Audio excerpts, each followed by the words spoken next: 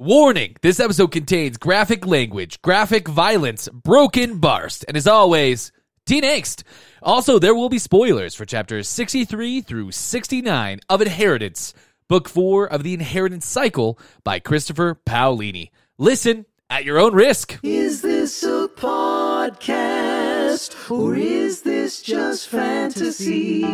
We're just two nerds and we love our fantasy. So join us if you want to nerd out. Time to start the podcast and see. Anyway, here's the show. Hello, readers. I'm Dane Patterson, the host who's been occasionally channeling Galbatorix for some post-show content for almost a year now, and I'm feeling just a touch sad, knowing I won't be able to unleash my inner tyrant from time to time anymore, and I don't know what I'm going to do with myself. I didn't realize that was something that needed to get out, and now I, too, am a little worried. Oh, yeah, I stopped therapy. Oh, no. We're going to have to start that back up now that you don't have Gal. But I am Jackie Lanier, and is this a podcast, or is this just fantasy? The podcast where the obstacle courses are deadly, the local lords are wildly overpowered, and the real strength has been vulnerability all along, Dane. Who would have thought? All along. If you'd like to support us on Patreon, there's a link in the show notes. Following that link will put you in the vaunted halls of book club members like Anne Catherine, who supports the show and gets access to our bonus material on Patreon. Yes. Thank you, Anne Catherine. You rock. You're the best, Anne Catherine. And we are in the final week of our merch giveaway. You have until our next and final episode of Inheritance drops next week to get your Apple Podcast reviews written and screenshots emailed to isthisjustfantasypod@gmail.com. We will be picking and notifying our 6 winners after that, so do it to it if you want some sweet merch. Photos of the prizes will be on our Instagram @justfantasypod, so if you want to know what you can win, visit us there. I bet Anne Catherine knows what's up. Anne Catherine absolutely. I bet she's already sent us a review. 100%. Yeah. And here, before we launch into the freaking Battle of Urobane in our penultimate episode, Dane, I want to take a quick look back at how we got here. Not necessarily everything that got us here. I think I'll glaze over some of the finer points from Aragon, Eldest, and Brissinger. But I do want to talk about the pre-battle checklist we knocked out in our last episode. We were very productive. Yeah, we did a lot. Yes. We work hard. Totally. We started in Roran's POV after a long time without our brother cousin. Absence really makes the heart grow gaunter because Roran spends the bulk of his arrival in Urobane just being overawed by the city and increasingly hopeless about the Varden's chances of pulling off the win here.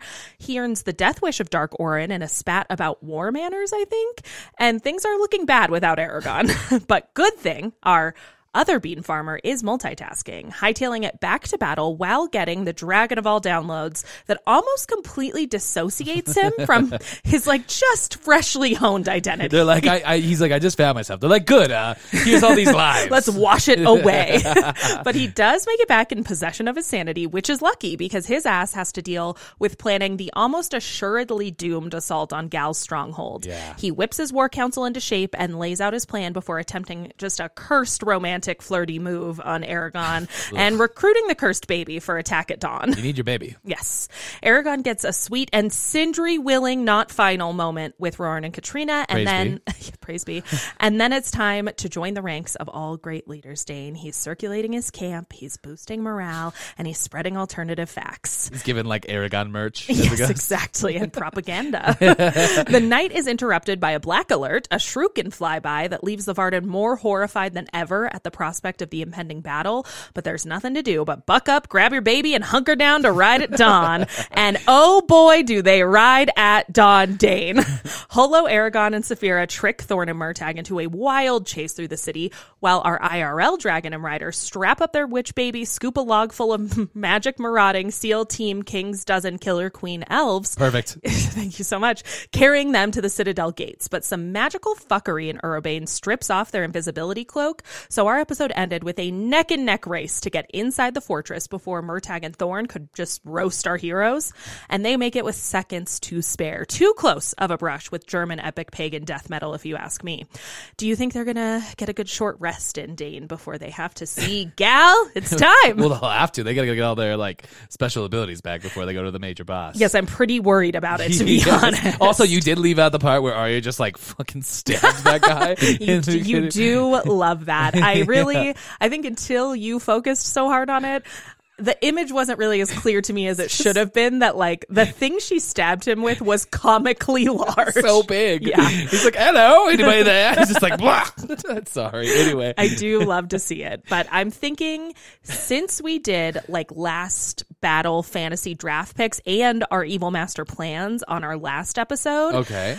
Now that the moment is really here, Dane, I wanted to ask, what would your plan of attack be if you're the Varden? Are you going all out assault, strike force infiltration, kind of like what's going on here? Okay. Are you trying to kidnap Shuriken, really go just fucking wild? Go all out? Yes. Remember, you have Auric, Yarbog, Vanir, and a Feldenos. Yes. You've not strapped up with your magical items yet. Well, I think my Feldenos has flaming horns. Magical if you want horns. them flaming. If you want to narrow your options, by all means. That's up to you, Doc. Well, I just would because are we Dragon Riders too, technically, in all this? I guess. Yeah. We're Aragon. Yeah, we're basically Aragon. Okay. Cool. I mean, you can see the resemblances, Yeah, I'm sure. obviously. Sorry, I can't get the idea now of I have a faux hawk now, and I just can't get the idea of I said that out loud on this mic. Amazing. It's fantastic. Recently resurrected faux hawk, just so everybody knows. This is an old old chestnut. So I'm just imagining an Urgle with a faux hawk, and that just brings me tons of joy. Absolutely perfect. Yes. With the mace that says "Enemy Sorrow." That's. I like that you did have to sketch it on there. Yeah. You're like the kid who writes his name in the back of all his tags. I don't know. I think me and my team. So is everything else going as planned? Are we in reserve somewhere doing something else in this scenario? Or are we taking the place? However you want it to be, Dane. Sure, Sky's the limit. Sky's the limit. I'm light on rules. I actually think, oh man, this is tough. I think we're taking out enemy casters only. Okay. I think we're just running around the battlefield. We're not trying to engage in any conflicts. We're not trying to save anybody. Okay. We're not coming to the front to push through. Yeah. We're not going after Barst. We're just killing enemy casters. Okay. I just think that would be a good use of our time. Yeah. With this battle strategy as it is. You know what I mean? I think that makes sense. Aragon gets to go. I was just going to say, Galbatorix. so you're still sending the rider in where the rider goes. Yeah. For sure. Yeah. I didn't bring my dragon. He's out. Well, it was Elise, so he's out. He's out. But so I got my flaming Feldenost. Yeah. So I'm metal as hell still. He was Elise, not over it. Yeah, thank you. What about you? You got Bloodguard, Baldur, Triana, and notably Snowfire. Notably Snowfire. You don't need a flaming horse. You have Snowfire. You have Snowfire, and he is unkillable, as well established in the lore of this series. He's a magical fucking horse. Yes. So I'm thinking. Good. That's the first step to this. Yes, really crushing it. I'm thinking fuck it, dog, life's a risk, just a classic Fiddlar strategy. So I feel like I don't send Aragon and Saphira and our very strongest spellcasters ever in to see Gal. Okay. I don't think we want to confront that dude in his lair that he has prepared. That's bad. I feel like I would keep them out on the battlefield, take my strike team, and basically put a knife to Angela's throat and drag her with us to figure out. I just deeply know in my bones she could break that rocky shelf that hangs above Urobane. I would break it just over the citadel. Perfect. Just over the main fortress. A contained explosion. Yes. Yeah. While Aragon and Saphira and the deadly cult's dozen confront Barst, set them to bear on the problem that's in the city proper. So you're I got this. I got Angela. We're fine. Yes. And then you just send Aragon under Barst. Yes, especially because remember, spoiler alert, I'll keep it to myself. Okay. She says something in this battle that I'm like, Well, it's not spoiler. We're about to cover these So chapters. true. If you're listening to this and you haven't read these chapters, go quick, there are hurry. spoilers all over the place. It's so true. So basically when she's like, I could do something, but it would like kill everybody. Yeah. Yeah, I think between that strategy, I have Bloodgarm too that I think could help contain, with just like maybe one or two Eldenari could like contain that amount of rubble to the Citadel. So like she could probably figure out how to destroy it. We could contain it to a specific geographic location. With your guys and my guys and Aragon's guys, we could contain it. What do you do with the dragon? Your dragon is just resting. You don't want her to really like get. She's been busy. Yeah, she's busy. tired. She's having a little spa day. No, she'd be with us. I think we would need either like. That's our getaway car, first and foremost. And then she would help me to cast my magic, kind of like watch our backs while we're wielding magic was my idea. Yeah, I mean, mine's not on leaves. Mine's actually, it's eye on the sky. I ride my phone that's on the ground when I'm on the ground. Right. Well, that is the right thing to do. Yes. Notably, we've discussed this. Yes. That's the morally correct choice. There's a bumper sticker on my Feldenost. Anyway. My other ride's a dragon. My other ride's a dragon. Exactly. Yes. Perfect. Well, on that note, should we jump into this? I think it's time, Dane. Okay. All right. Here we go, guys. Woo! Penultimate. Yes. It's exciting. I know. I'm stoked. Chapter 63, The Storm Breaks. We start this week with Roran waking up for the battle, just a little bit back in time from where we left off last episode with Aragon, who was walking into the Citadel. Roran has a nice, potentially last moment with Katrina, asking her to name their child something fierce as he heads out to battle. And I do love that whole situation. Yeah, that got me a little bit. He's like, name our daughter something fierce. I know. Or a son. And then she's name like, him something she was fierce, like, she was too. like, what about our son? He's like, well, I guess the same thing. Yeah. I guess that's just a general rule. Yeah. Well, that's the only way they do it. And we got to do it. That's the way Garrow did it. So true. Roran and Aragon. Aragon. Just kidding. He didn't name Aragon, did he? No, that's crazy. Okay. Sorry. He would have named him Kevin. So true. Something fierce. He's something fierce. Then he walks out to his battalion, and it turns out that Roran, being the Stronghammer, commands the largest group of Urgals and Kull and the entire Varden army. That's how legendary his name is. Even the Kull will fight for him without question. Fuck yeah. Yes, get him, Roran. Yeah, Roran is turning into such a cool dude. I'm so excited. Yeah. Anyway, Roran is also given a score of elves to protect against enemy spellcasters for this battle, but he notes that he gets the vibe that the elves don't think very highly of him. That's really out of character for those guys. I mean, yeah, dude, they don't think very highly of you. He's like Roran's like lowest level magician's probably 300 years older than Roran. So wild. Yeah. Elves have also not been characterized as chill dudes. Yeah. So, but anyway, Roran himself thinks the elves are basically like aliens, way too different and strange, and he is not much of a fan of them in return. So the feeling's pretty mutual. Just a bit tense, but hey. Roran is known for his peaceful working conditions, so just ask the Arbog. Dude, his string of HR complaints is unparalleled. I feel absolutely certain. Maybe only overshadowed by who was his second boss after Martland. Oh, after Martland, that bad guy. That guy sucked. I don't know that guy's name. Fuck that guy. I keep thinking Brigman, but that's obviously wrong. The guy didn't he get? He's the reason that Roran got whipped. Yes. Man, we've been on a journey. Yeah.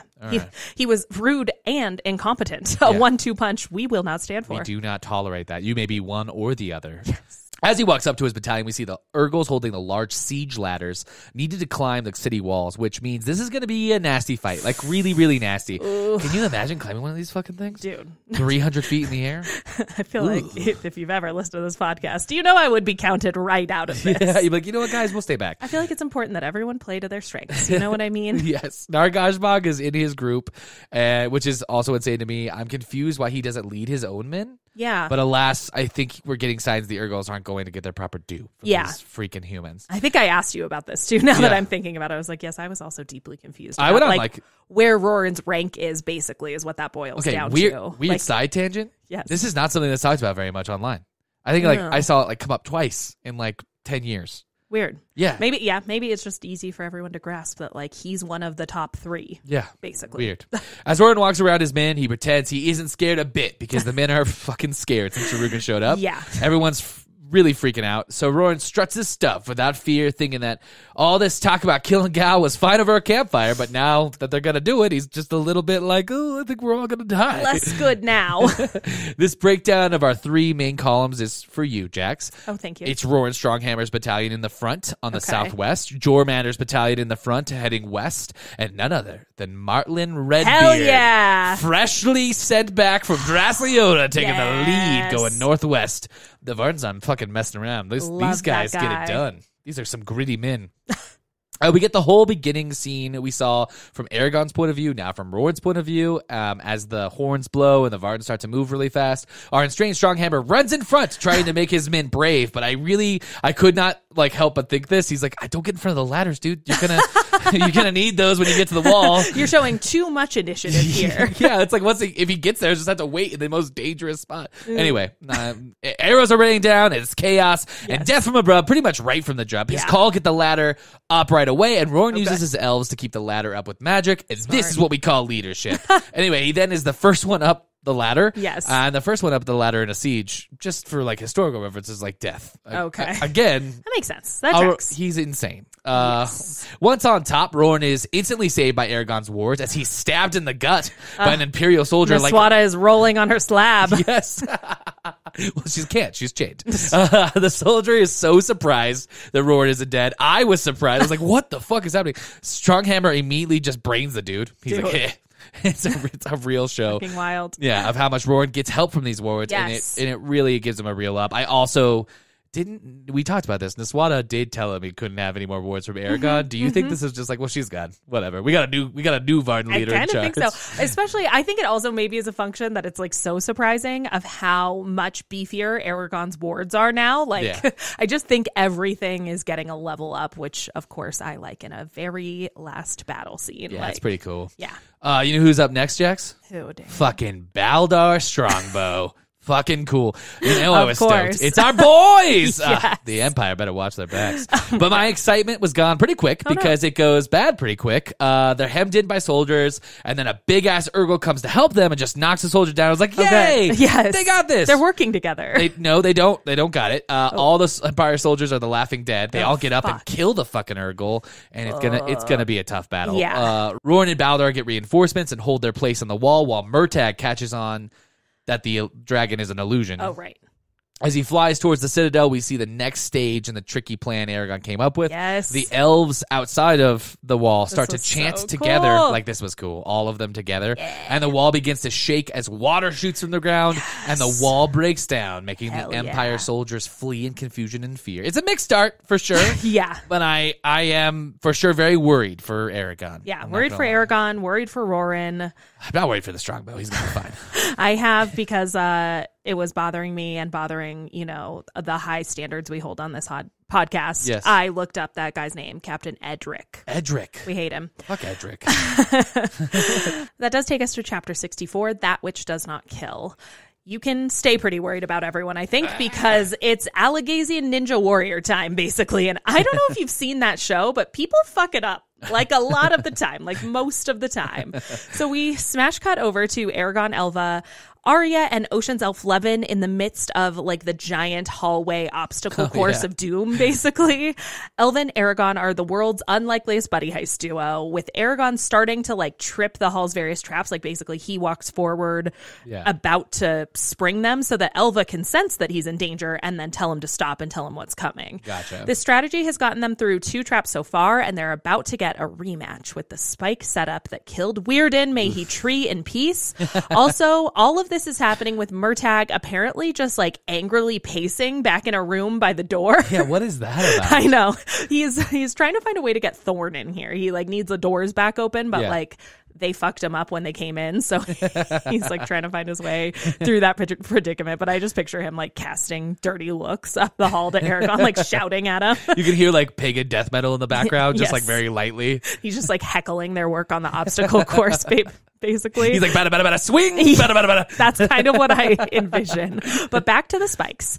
They use their collective powers of deduction and agree to send Saphira over the obstacle in a little glide just to test it out. It works, so she ends up toting the rest of them to the next checkpoint. Perfect. And as they approach the next obstacle, Elva thinks it's some wall-mounted horror that will cut them in half. Ugh. And it's looking dicey. They're trying to puzzle it out when a cadre of ominous-looking robed sorcerers roll out of a side room to block their path and start a mental assault. This is really reminding me of the tunnels under Helgrund with people just like popping out of side doors. Do you think these are different? Do you think they're like red cloaks and not black cloaks? Do you think they're like not mutilated? They're like pretty fancy sorcerers? I do think they're pretty fancy sorcerers. Yeah. I think they're definitely not cultists because Gal doesn't actually like those people. I don't think he would keep them in. That's what I mean. Citadel. What does his sorcerers look like? I want a picture that what you're picturing. Yeah, I think they're definitely just like black cloaked, way too pretty, and like they all look mean. They look like they know they're really fucking pretty. A lot of beards, on pointed beards, probably. Yes, 100%. A lot of like oiled beards. Oiled beards, yes. We don't trust it. Coiffed hair, you know? But you have to give it up for Brom's best boy here. Aragon springs the trap without going in it himself, and two massive sheets of metal shoot out of the walls and kill all 20 of those robed soldiers just immediately. It's really gross, but it is very efficient. I think he also like crawls up and like slaps his hand on the ground to trip it, which I was like, good for you too. Fucking cool. Yes. Elva is temporarily incapacitated by the pain because of everyone who just died. Yeah. But she does come to just in time to warn them that there is another set of the metal sheets like higher up the tunnel walls than the ones they just saw, so they can't glide over this trap like they did the last one. Wild. And while they're trying to think of alternative options, it seems that Murtagh is starting to make progress on the doors. Very bad. Clock is really ticking now. And the solution does seem to be cooked up at a D&D table, Dane, because the elves volunteer their nearly indestructible swords for Aragon to like embed in the walls to block the metal sheets from shooting out at them. And I will be damned if that harebrained shit doesn't just work. That's definitely some D&D shit. Yes. Someone was like, what's the hardest of the wall? What's the hardest of our swords? Yes. We can probably figure that. We can figure this out. Yes. I throw it exactly 5 feet spaced along the tunnel. Who's got the highest strength score? Yes. Exactly. But that does leave our merry band just like waltzing straight up to the throne room doors with Aragon worrying to Saphira that he's not ready. She gives him a short and sweet pep talk and they exchange I love yous, which really cut all this tension with like just the dose of sincerity I think I needed before all this goes down. Yeah. Fucking love these two. But just as Arya steps up to try the doors, some enchantment freezes the deadly killer elf squad and spirits them back into a side room, again reminding me of like Angela and the tunnels under Drosleona. Umaroth convinces Aragon and Arya that they cannot go after their companions. Like, pirate code, fall behind, get left behind. Yeah. They need to press on. It's sad as fuck. It's a little questionable, but I think I do. Like, I was like, are you sure, bud? Like, they're very strong. We might need them. Well, if Umaroth said it, Arya was going to say it. If he didn't say it, Arya was going to say it anyway. No, she wanted to go. She really wanted to go. They're not werecats. They're elves. So true. But I do think I follow the logic that, like, the rescue mission would waste a lot of resources and energy that they truly cannot spare if they're about to see Galbatorix. Yes. So that leaves Arya to just open this very unlocked door. It's like not a big obstacle at the very end. And we see a cavernous black expanse of the throne room with a lone figure at its far end. Gal sounds so fucking sinister here, complete with a bone white sword in his lap. Cool. But our ragtag quartet takes heart and crosses the threshold with the doors, of course, slamming shut behind them, and the chapter ends as Galbatorix puts his infamous silver tongue to good use, greeting all of them, everyone there, Elva included, and the hidden Eldenari included. I got chills in 2011 when I read it. I got chills in 2024 when I read it. Even now that I like have to imagine Gal in your unhinged styling, his opening speech still hits. It is so scary how much he knows I hate it so much. What the fuck is he about to get up to, Dane? No, that's amazing. I was actually having trouble reading this not in that voice as well. Yes. It's actually still slaps. So yes. He's pretty good at this. Well, that takes us to chapter 65, the heart of the fray. Yes. So this is it. This is the moment we've all been waiting for. Yes. Nah, it's a Roran chapter. Oh. Cool. I think I get all Roran. I'm happy to be here. Yeah. Roran's deep in it. He's fought through the outer wall, but Roran is starting to get a bad feeling in his stomach. That maybe things aren't what they seem, wondering why all the enemy soldiers keep retreating pretty much right away. And when Roran tries to vocalize this, I get a big win. Yeah. We waited so long for proof that Albreich is not as cool as Valdor.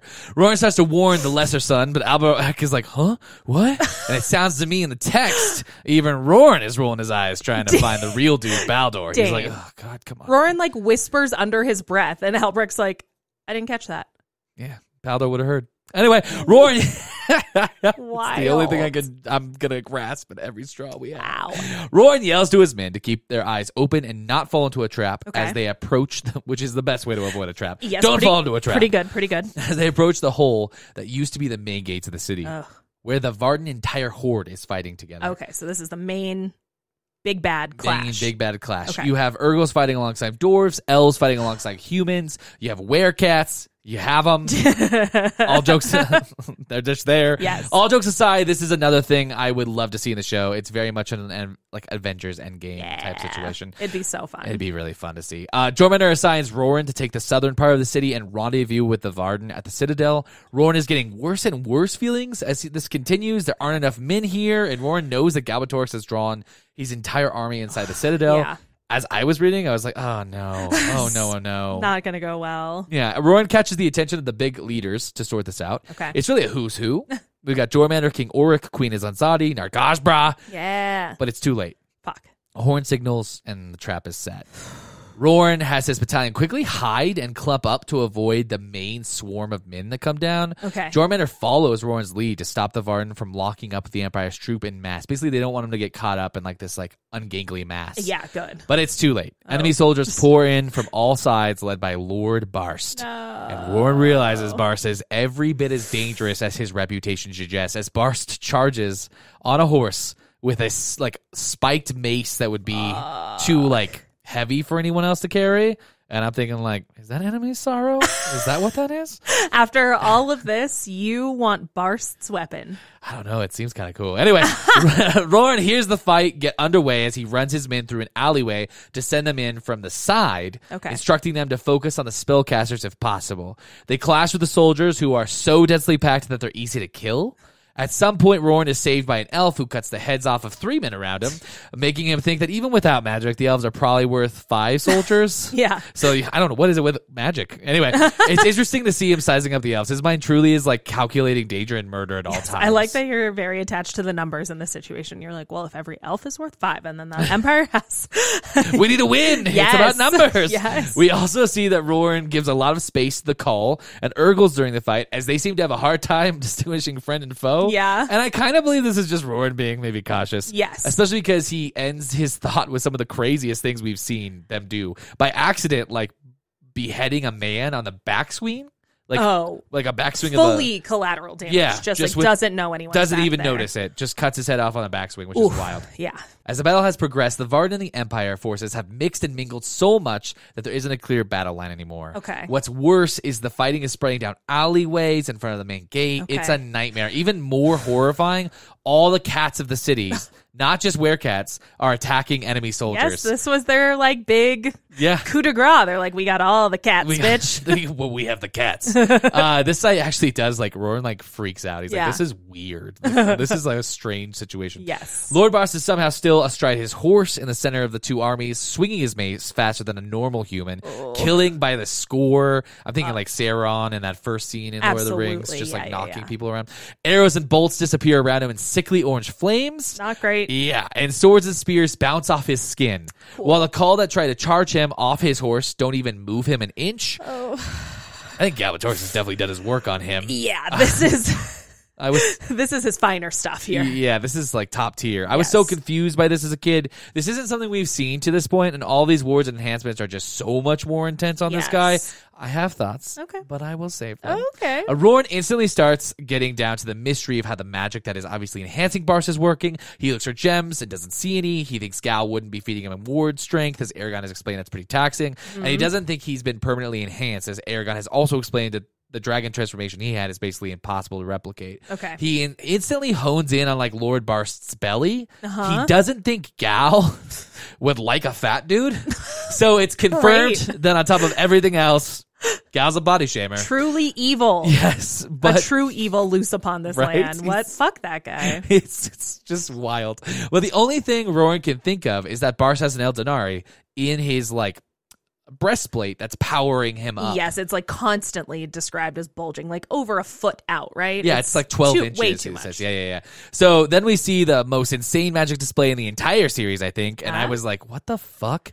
The elves must be going all out on this dude Barst. The ground beneath Barth gives way, but his horse just walks on air. Then Wild. Barst and his horse are surrounded by green flame and by green ice. Yeah. But he's untouchable.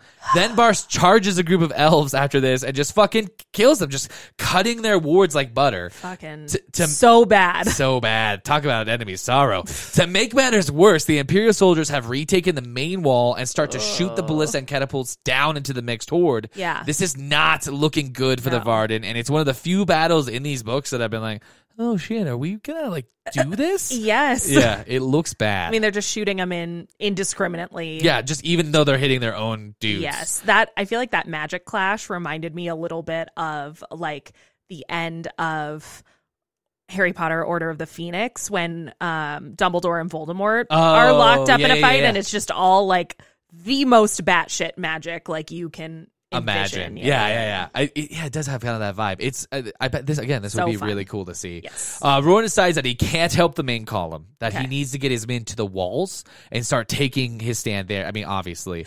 As he starts that way, Delwyn gets injured, and you'll remember Delwyn, right, Jax? You didn't forget him, did you? How could I? Well, he's the guy from Carvajal who lost his son Elmond in the Battle of Carvajal and helped Rowan convince the others to leave his village. Classic Delwyn dude, remember him? Yeah, love him. Well, he gets stabbed by a spear. And Where's Hammond? well, I guess we'll have to find out. But we can't spend too much time on Delwyn as Warren just straight up blacks out. Oh, no. And then wakes up later. This is crazy. Outside the Citadel, no hammer in sight. And I kid you not, he's just immediately attacked by 5 soldiers, and only his ward save him. Oh, so bad. What is happening? So bad. They're just like holding him against the wall, just like, It's crazy. He's pinned to a wall, he's stabbed repeated, and it's looking really grim because his wards are based on his strength. Okay. And they're starting to like fail. His own strength is failing. Not great. And just when he's about to die, he's saved by none other than the warrior woman and her daughter that Aragon blessed and prisoned her. Remember that? Yes, actually, yes. Because he was like on his way to remove Elva's like heavy quotes blessing. Yes. And then Angela was like, bestow a blessing upon these women. And I was like, what? Yeah. Remember they wouldn't say their names? Yes, yeah. They were like so strange. mysterious saviors. Yeah. Anyway, why are they here? I was so like I had to look this up, and I will link in an interview in the show notes where Paolini said, yes, the women called Wolf Eyes and Blade Singer helped Roran and Urobane. Oh. They will reappear in a future story. Okay. If they're coming back, that's kind of fun. I was intrigued at the time. Yeah, but like I was just reading this. I was like, what the fuck is going on? Anyway, Yeah. Rowan finds himself a spear and apparently just gets back with his men. Unfortunately, though, and I hate to tell you this, Jackie, I know he was important to you, Delwyn has died. That's not great bedside manner, Dane. You really Yeah. want to calm a person down before you deliver such devastating news. Well, I've been channeling Galbatorix recently, and so this is the best I can come up with. Thank you. That's a pretty big swing. But that's one Carvajaller down in this battle so far. not great. So let's hope our boy Baldur makes it. Oh God, And they fingers take crossed. Albrecht instead of him if something bad were to happen. Dang. Anyway, off to you. You don't have to wish harm on Albrecht to love Baldur. I'm not saying I wish harm on him. I'm just saying that if they have to take a horse son, They don't have to take a horse. I know who son. Horst would pick. Why too. don't we just throw someone nameless into the maw? like Mandel? Not nameless, notably not nameless. I don't know. That does take us to chapter 66, the name of all names. We're back. It's happening. Yes. This chapter opens as Aragon, Saphira, and their pretty raggedy little entourage at this point just stroll right up to Galbatorix on his throne. The creepy vibes in the throne room are on point, per usual. Thank you, Christopher Paolini. And everyone is more than a little sketched out because they aren't getting any sense of Shuriken. They cannot find his mind. It's not a lot of time to dwell on that, though, because Gal chooses that moment to dramatically lean into his spotlight. Perfect. The man's got a flair for loves drama. for his stage presence, I think. And I think we get the first full description of his actual facial features, like seen in their entirety. When he's with Niswada, it's always a little shadowy, right? Yes. Yeah. He looks like a tall, strong, featured, middle-aged dude, a classic John Malkovich type I picture. And I have to say, I can get behind his sartorial choices. All black, always a good look. I love it. And a striking pop of white, Dane, especially in an accessory. Like, what a fucking power move. It's a power move. I'm And into I will just want everybody to know, when we were reading this together, Jackie was like, God seems hot. Yeah. Yeah. You said that. A little bit. Not no. The way he's described. Not no. Jackie was into it. Listen, tall does a lot of heavy lifting for me, but that's just a little bit about me. That's so funny. But speaking of power moves, Dane, Gal invites Aragon to start about the business of trying to kill him. He's like, come on, bud. But as Aragorn gets into his battle stance, I was shook when we see Elva silenced and mentally cut off from the rest of the room just immediately. So I guess we didn't need to bring the baby to the war after all. That's fun. Probably could have skipped that. Yeah. Gal basically calls them all idiots for walking into Urobane with such a weak-ass plan, and it's looking so bad. Cannot overstate. And just as Umaroth and Glader lead the Eldinari to attack Gal's mind, the insane murder wizard emperor busts out his secret weapon, a capital W word that seems to turn the world inside out when he says it. Yeah. Aragorn, Saphira, and Arya all get immobilized despite their wards, and when Aragorn tries to join the Eldinari in their attack, he immediately feels a cacophony of like Gal's enslaved and insane Eldinari. That was creepy. So creepy. It is so bad. While everyone is busy just like mixing it up in their minds, Galbatorix inexplicably trots out two little kids and proceeds to like give a wild little speech about how he hates children himself, but since the Varden are supposed to be the good guys, they should stop their attack before Gal kills the kids. And I'm like, what? I was like, wait a minute, is this...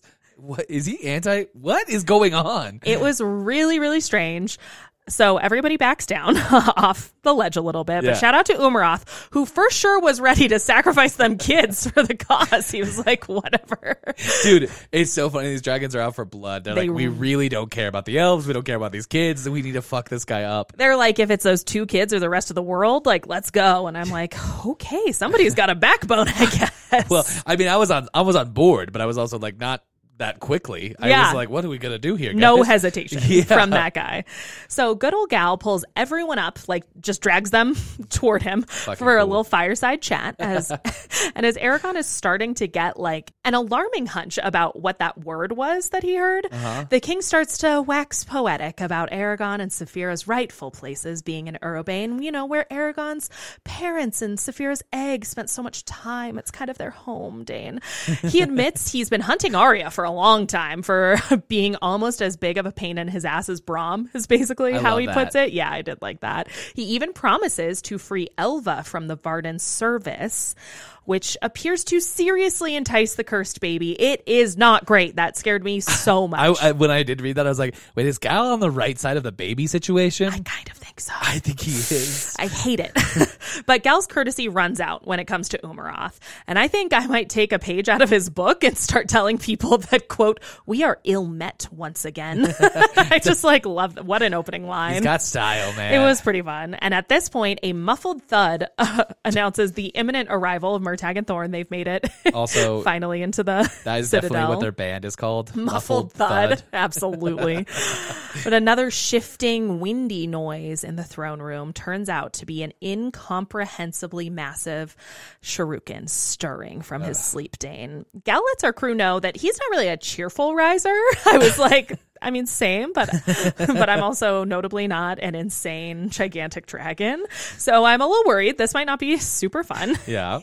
Aragorn's first impression of the Black Dragon is absolute shock at the sheer size of him, followed quickly by the realization that Shuriken's scales are exponentially thicker and tougher than either Saphira's or Thorn's, which I thought was interesting. I was like, are they made of something different? Like, what is going on there? I got the impression that we're supposed to get that, like, Galbatorix not only made Shuriken bigger, but he, like, made him beefier. Like, he probably couldn't get through those scales. I think so. Yeah. But I think just like in the last episode's flyover scene, Chris really nails it here when it comes to revealing Shuriken and like landing the dismount of making these big bads really live up to the impressions we've had for 4 whole books. Like just the way he's unfurling himself, how much of the throne room he's basically like surrounding them in a way. Yeah, it's wild. Wild. But speaking of dragons, Saphira, our ballsy queen, takes this opportunity to get her hackles up and growl at her murderously insane elder. Like, girl, what? But when Shuriken's return growl just shakes the earth beneath them, the room that they're in, Aragorn's frustration at their impotence boils over. He demands to know how Gal is throttling the magic in the room and how he's holding dominion over them, like apparently with such ease. And Arya's like, I second that. I'd like to know as well. This gave me a very much like, I don't know, like, no one makes me bleed my own blood. A little bit, yeah. He's like, what the fuck, dude? Why? And Arya's like, yeah, why? And in lieu of reply. Gal really lets his crazy flag fly. I'm sure you loved this. I loved it. He insists on a live demonstration of what his discovery has been. Aragon and Arya both try to cast spells, but to no avail. Even Brissinger fails to light up Aragon's sword. That scared me. That was a bummer.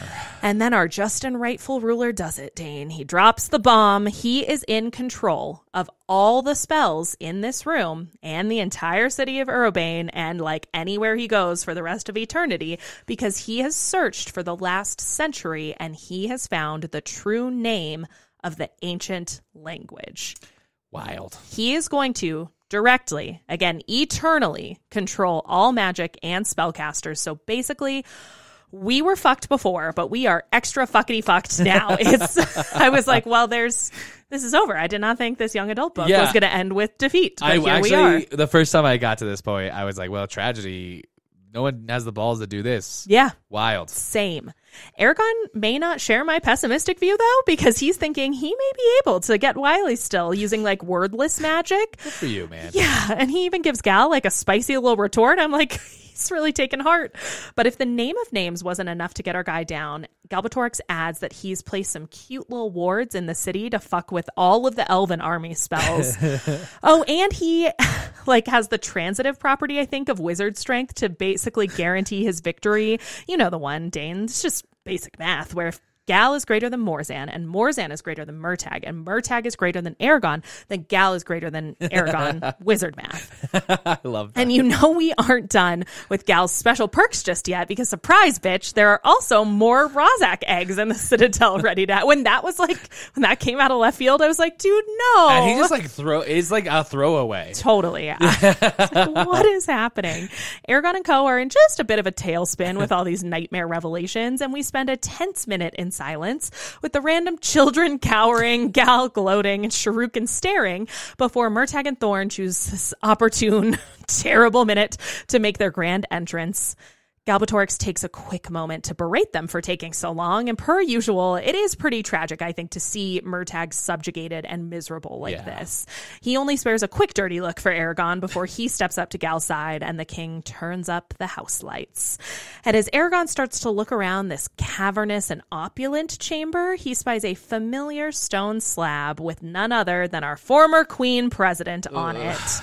Aragon gets right to ensuring she hasn't sworn fealty to Gal yet, and she has not, which reminds Galbatorix that is actually why they're all having this high-stakes little party. They'll all be swearing fealty before leaving this room, he says. Aragon, ancient language, vows to kill Galbatorix. But when the king uses the name of names to undo that oath, Umaroth convinces Aragon that it's fucking now or never. If we're going to fight Gal, we better get this shit done. Yeah, let's not waste. I like that, too. Yeah, you know what they say, Dane? Misfortune always comes to those who wait. So we're treated to a classic barrage of insults from Aragon to goad Gal into battle, which includes a wild little spat that did make me cackle aloud about like the nuances of bringing babies to a war. I did love this. They like fight about it. They bicker. I was like, well, look at what you did. You did it first. Yes. Aragon's like, well, you brought two. And it's just like, what is happening?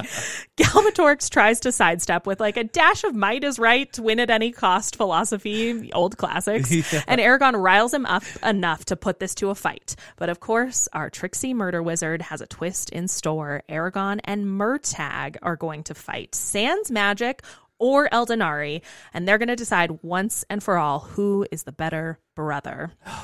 And a quick hell yes for Aragon, who manages to shock Gal by correcting the record that, actually, they're half-brothers, because Brahm's his dad. Galbatorix apparently likes the poetic justice of that even more than brother v. brother. I love that. He was like, ooh, I actually like that. Cool. I can work with that. That plays in my scene very... I really picture him as, like... a community theater director. Yes, he has a lot of like, ooh, actually more drama. Yes. But Aragon is glad to see that the revelation may have put Murtagh a little off balance. He's shocked by it. So that is good news, I guess. Just like, but I guess the fortune teller's right. He just cut to Murtagh just like, oh. Yes, nothing is right. So we close this meaty chapter on Aragon and Murtagh approaching each other to end this all the way they forged their bromance in the first book, Dane, by crossing swords. I mean, it's not great when the evil guy you're trying to kill has set like a special duel for his entertainment, and you're like, I guess we'll do that first. Yeah, that says. I guess we'll knock that out of the way if we have to. I guess you're right. It does not bode well for the heroes. No. Chapter 67, Muscle Against Metal. We're back with Roran just as we start to get the confirmation from his point of view that Gal's name of names fuckery in the city is totally happening. Yeah, it was so scary. Yeah, basically, it's chaos. Roran is only able to keep a small portion of his men with him, and even then, the Elven Mage's magic stops working like it should. It's fucking, it's fucking awesome though, because one of the get into it. I am kind of into it. One of the elves summons a swarm of beetles to eat an enemy, and why didn't Aragon learn this? Oh my god! I want more beetle swarms. Gruesome, but we don't have time because we have to catch up with Lord Barst. Yes. Now on foot. I wonder what happened to his horse. Just killing hordes of magic. Yeah. Not named after his grandpa. His greatest weakness. Yeah, he's like, come here, Roger. He's just killing hordes of Vardenmen, dwarves, elves, and Urgos, So bad. like with a swing of his mace. Super bad. He looks like a virtually unstoppable killing machine. Yes. We do get a little bit of a fun rundown with a scene of Auric in his crown fighting with his chanting dwarfs. Yeah. Queen Azlanzade running all over the battlefield, and it makes Roran like think she's a better warrior than Arya. That's wild. And then Angela's here.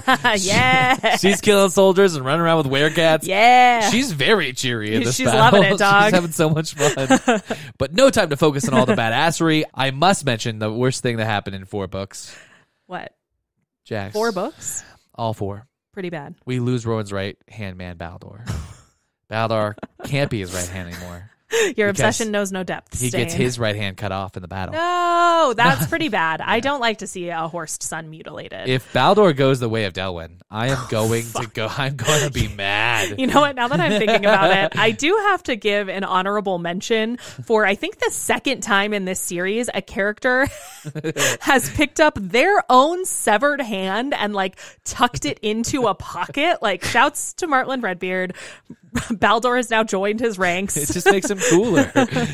Wild. Glad you're with me on the Baldor train, though. Yes. Choo choo. All right. Anyway, I just have to ask here. So Rowan sends Baldor off with 2 soldiers. Okay. One of them is a fucking Urgle. Yes. And and a werecat ends up going with them too. Yes. Do you think all the Varden soldiers who lose limbs in this battle are getting this treatment, or is it just Rowan's friends? I don't think it's everybody, Dane. It just seems very lucky for Baldor getting that friends and family discount on that VIP executive level healthcare plan. Now that Rowan and Naswada's Kashir medicine plan, everyone's set. I love to see it. I mean, the Varden has a great social safety net. We can't deny it. There might be problems in that organization, but they take care of their own. They take care of their own. At some point, though, Rowan basically comes to the conclusion that Barst needs to be brought down above all other things right now. Yes. He also sees that Barst is a bit slower and seems Okay. to have hurt a leg, so maybe there's some hope. That's good. As he's planning, though, Azlanzade charges at Lord Barst with Yeah. 12 elves on horses. And it's over. They win. Amazing. Yeah. She came to the same conclusion, but she and her superior strength Yes. and the combined strength of her force The elves. logically, Of course, won. by the rules of this world, Yes. take down Barst. That Well, makes sense.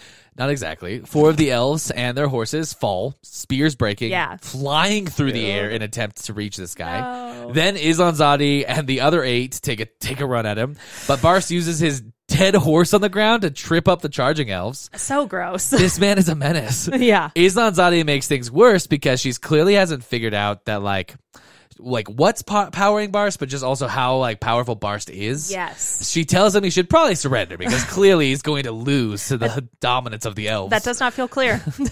Barst throws a fucking dead horse at her Yeah. in return, which has me laughing. I was dying laughing. I forgot that. It's hilarious.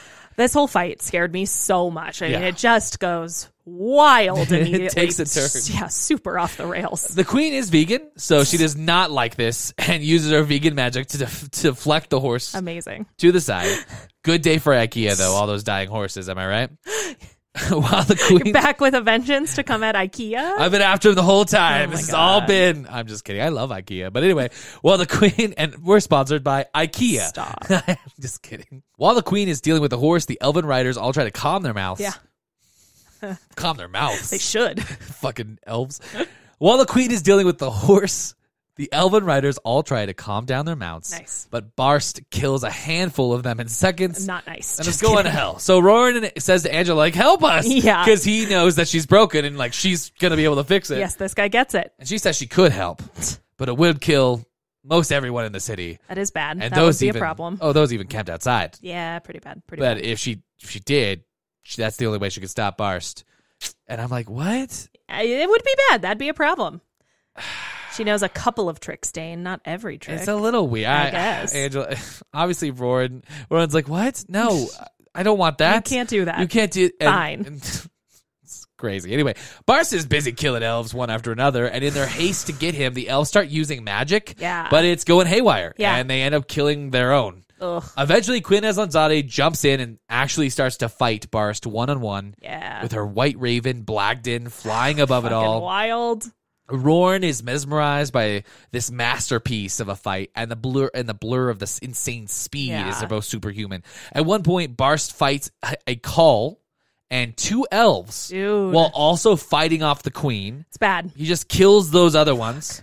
This is insane to me. Even with Eldenari, like hell, even with 15 Eldenari, but also, didn't we spend so much time learning about the advantage of time and the artistry over brute force of it all? Yeah. It seems inevitable as the seconds turn to minutes and this battle continues that this is going to end badly. Which is crazy. Yeah. Yes. Islanzade, especially if she's better than Arya, who we already have established is questionably the best fighting elf. Yeah. You're just like, how is this happening?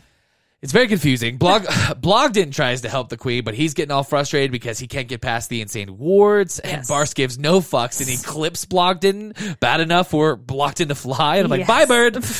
I was glad to see the Raven didn't die. He Yeah. was kooky, but I don't want him dead. He has weird riddles to throw out. Weird Anyway, riddles. Life's about whimsy. Life's about whimsy. That's why we're doing this. Yes. Anyway, they eventually get into a weapon versus weapon push situation, Okay. that classic chestnut. Yeah. And Barst either breaks her sword or it cracks. I don't know. And she curses him right before he hits her between the fucking neck and shoulder. Yeah. Ugh. Causing her to fall. And I'm like, what the fuck? I just don't buy it. I don't know what is happening. The Varden instantly breaks. Yes. They all start to flee because they're also like, the rules mean nothing. And the elves in the army charge Barst in a rage. It just seems like it's over. And Roar knows what he has to do. He has to inspire the troops before Barst kills them in a forced retreat that will go all the way to the camp, slaughtering the entire army. Something Roran thinks he would do if he was Barst. Wild. And you know what that means, Jax. What? Katrina's in danger. Like Popeye and his fucking spinach, our boy has what he needs to win the day. It's on! Roran's activated his magical power. He's like, bing! Seriously. Roran gets an idea that would save the Varden and defeat Barst. Okay. But might cost him his life, which he's cool with if he could save Katrina. Naturally. The Varden there too, but mostly Katrina. He gets Angela to help him gather all the big dogs of the Varden. And to be clear, this rutabaga farmer from Carvajal is now commanding the leaders of the dwarfs, elves, Urgles, werecats, and the Varden when the command structure shows up. Wild. Fucking cool. I think Garrow would be proud. Oh my god. Or he'd be like, this is a waste of time. We should be farming.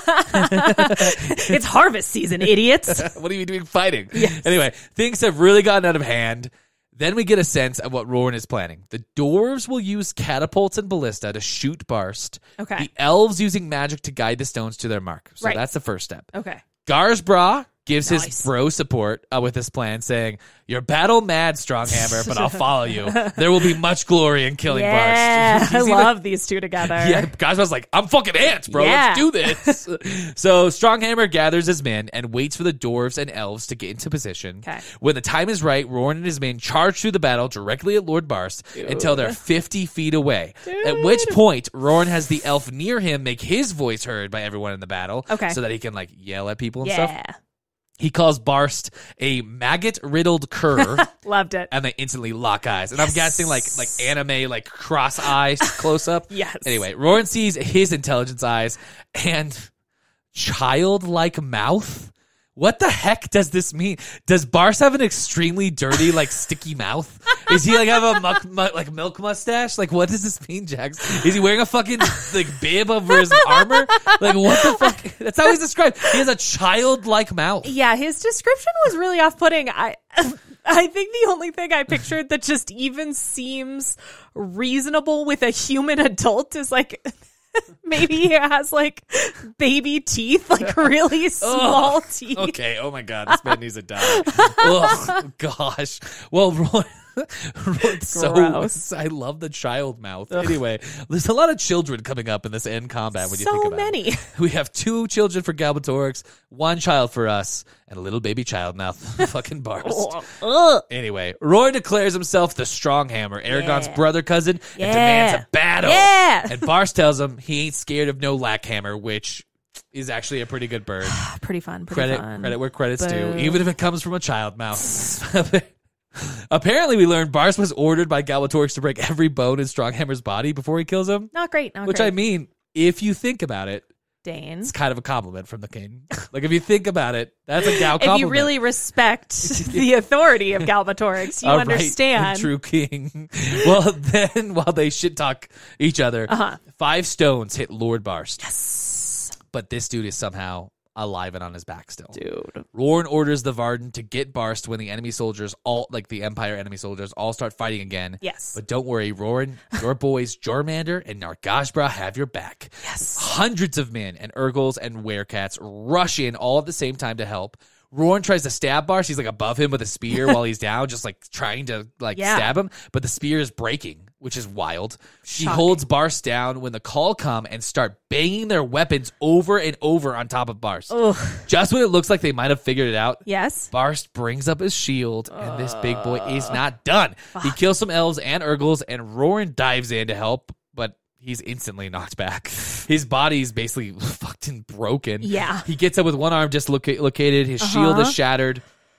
Roran spots Barst again. He kind of blacks out there for a second. Just a little bit. Yeah, he's covered in that is second of the day? Yeah, second. Pretty good. He's getting some the head wounds have changed. You're right. Yes. Anyway, he is covered in clawing werecats, like Barst is, not Yes. Roran. And Roran fixes his arm by remembering the instructions his mom told him. Okay. And I think this is the first time Marion is mentioned like this in the whole series. Yeah. And you have to wonder if she was also like looking at him with a haunted look in her eyes while she tells him this wisdom. Yes, the partner of Garrow's life. I think she'd have to be. She's just like, now Roran. Anyway, we get on time. Anyway, he's patched up now. He looks at Barst in a circle of dead werecats, pretty much unharmed. All the soldiers have fled this area. All his Kull and Elven allies are dead, and Roran is alone. Barst sees Roran and heads towards our boy, making fun of him the whole way. Yes. Roran basically thinks he's dead, but a werecat out of nowhere cuts Barst's thigh. It's on. And he's like limping, and Rowan's like, okay, I think it's on. Let's go. Their fight actually goes okay at first, but it's clear Roran is just totally outclassed. Yeah. When Blogden shows up and pecks this motherfucker's face up, Dude. even getting one of Barst's eyes Hell in the yeah. deal, giving Roran more meat on the menu, giving Roran the chance to disarm Barst. Yes. Then they freaking wrestle. Roran uses Barst's bad leg to get on top, which I like. That was cool. Which lets Roran grab him by the chest, and they roll in the cobblestone. Yes. Roran just holds and squeezes as hard as he can, while Barst elbows him with super strength. Roran breaks his own fucking tendons, squeezing with every bit of his strength, and caves in the breastplate where it was dented by a call earlier, breaking the Eldenari inside the breastplate. There was an Eldenari in the breastplate. Yes. The Eldenari basically burns Barst up to nothing, and Roran passes out. And that's where I'll stop my coverage of this chapter. Shocking. I have mixed feelings, but don't worry, we have a segment all for that. So wild. That wrestling match I felt like that's kind of a callback to Yarbog. Yes. Like it reminded me so much of that, and I was like, this is what the training's for. It was pretty cool. I will give Paolini that. That was dope. Well, it does take us to more cool stuff, Dane. It's chapter 68, The Gift of Knowledge. Remember, knowledge is power? Knowledge is power. We're back, baby. We haven't missed a single beat in Aragon's POV as he and Murtagh continue to circle each other before their fight. Aragon's thinking about how run down Murtagh is looking, and I'm like, that's super harsh. Like he's looking a little gaunt. Yes. You better leave your boy alone. I'm like, Dane's going to come for you, Aragon. Well, remember, that's not necessarily a bad thing. He is related to Selena, who is Garrow's sister, so true. he has a little bit of Garrow in him, too. It's the Garrow we've seen in Murtagh. The Garrow factor. The Garrow factor. For his part, Murtagh is pissed that they have to engage in this farce, and he is doubly mad because apparently whatever escape plan he had actually cooked up for former Queen President was all set to happen the next day. And I'm just like, always a fucking day late, guy. Sure. It's like, really? Allegedly. I did get a little chuckle when as the fight starts, Aragon like pump fakes to make Murtagh flinch. I was like, hell yeah, Aragon, get him. Fuck you. Yes. But after that little teaser, Murtagh goes in and it's on. The first exchange shows Aragon that Murtagh still has the benefit of whatever spells are augmenting his strength and speed, so he knows this duel is going to keep him pretty occupied, and it'll be down to Saphira, Arya, and the Eldonari to think of a plan to get at Gal. That is someone's none of his business right now, basically. Busy. Yes. After trading a couple blows, Aragon manages to land the first touch on Murtagh's wrist, so chalk up 1 point for our bean farmer. Was proud of him. Yeah, like, yes. Yes, and as they continue to fight, Aragon notices how evenly they're matched and how impossible it's going to be to win because the sword bro bond puts them both at just like peak know thy enemy, which is what Aragon's been going for.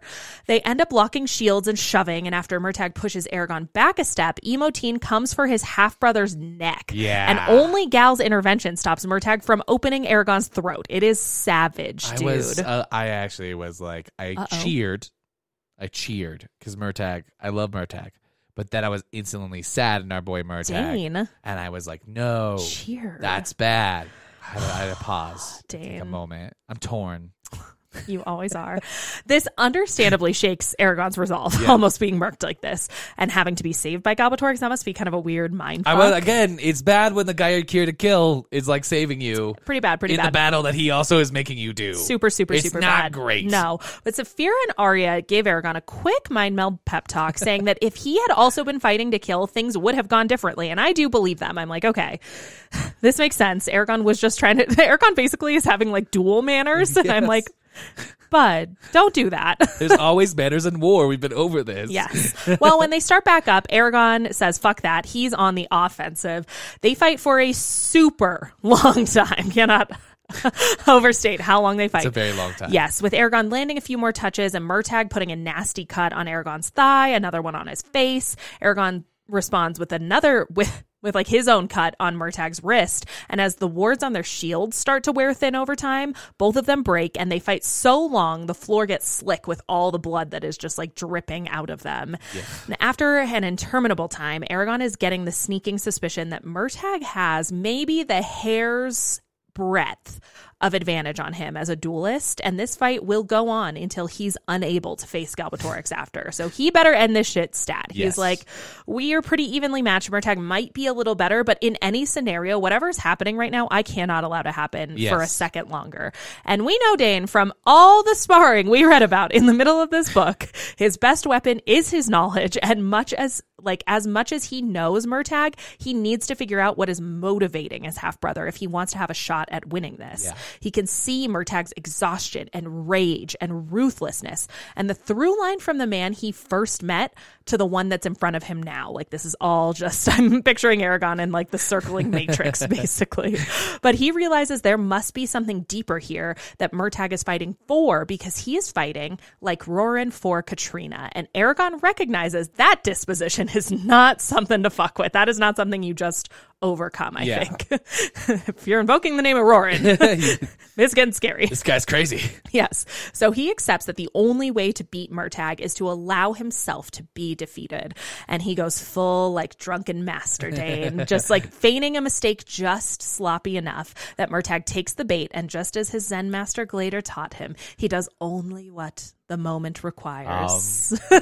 He draws his half-brother into a stab in his right side, and smooth as silk, Aragon returns the favor by putting Brissinger straight into Murtagh's gut. Fuck yeah! Yes, it is all very like Matrix slow-mo, like cinematic as hell. And when I say I gasped, I was like truly shook in this fight scene. He pulls Brissinger out of his sword bro as he steps back to pull himself free of Zarok, and it's done. Murtagh's on the floor. Aragon is on his feet.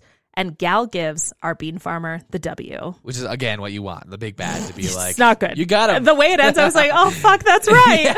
Because you're like, oh my God, yeah. And then the fucking Galbatorix is like, good job, bud. And you're like, fuck. So once again, Galbatorix turns up the house light. And I like that he like dimmed the lights for all of this. I'm like, this dude really has a command of his setting. He's like putting on, hold on, let me find the right track. Yes. He's like trying to find Dane, there's no way he didn't make a playlist for this. Yes. You know him better than anybody. Of course he had a playlist. Yes. Murtagh is continuing to rage at Aragon that, like, Aragon should have just let him win since there's no chance of beating Gal for either of them. I'm like, what a wild ask, dude. But he did just get stabbed. So I mean, maybe he's a little grumpy. He's a little grumpy. Aragon needs a little closure on why Murtagh is fighting in this scene, and Murtagh's only answer does give Roran vibes. So Aragon, I think, nailed it. He says he was hoping to please Gal enough to secure Neswata's freedom. I think also this just shows Murtagh's short-sightedness. Gal doesn't strike me as a guy who was ever going to let Neswata do anything other than suffer or die. Absolutely not. Yeah. No. He really is not grasping this situation in a lot of ways. It's something I think we're going to talk about. Yeah. He's lying to himself later. And as Murtagh starts in on Aragon's like doomed altruism, basically, Emo Teen has a breakthrough I think all of our therapists would be proud of, Dane. Yes. He realizes that with Thorn and Neswata, I think is the context I'm getting, he finally does have something to fight for, not just his anger and base survival instincts. And as he accepts this radical shift in his character, he, along with Galbatorix, are visibly shaken. Something happens to the both of them. Galbatorix is demanding that Aragon and Murtagh present themselves for healing so everyone can get to swearing their fealty, but Murtagh is up to something. He warns Aragon to be ready. Once a sword bro, always a sword bro. Hell yeah. Stay strapped, bud. Yeah. And he shouts the name of names at Gal and starts doing some fucking wild, like, aura flame attack on the king. It's so cool. Yes, it causes some familiar sounding orbs of light to come out of Gal and, like, rush out of the chamber. I was like, what is happening? Aragon thinks they're spirits, but it all just sounds very chaotic. I'm maybe with Aragon. What do you think? Those are spirits. So I looked it up to confirm. It was confirmed in a Paolini like AMA on Reddit, and I can link that in the show notes. But they are spirits. Hell yes. Deep Dive Dane comes through. Yes, I don't know. In the clutch. Yeah, but I don't know what they were for. Was he like a pseudo shade or something? That's okay. That was kind of my thought. Like, if they are spirits and Murtagh knows enough about them to banish them, I wasn't thinking about Galbatorix so much, but I feel like I have a lot of new ideas now about what was actually enhancing Murtagh's speed and strength because it wasn't like, it didn't seem to be connected to the rules. Obviously, we knew about how you can magically enhance your stuff, shit, but it felt something similar to what happened when we saw people fight Durza, you know? Yeah, interesting. And we know even, like, the riders almost never bested a shade. So I feel like that all kind of tracks. Like, I think before Arya and Aragon, it's 3 people? Yeah. I think there's 5 now total? Yeah. So Murtagh, like we knew, is a bit of a shady boy, Dane.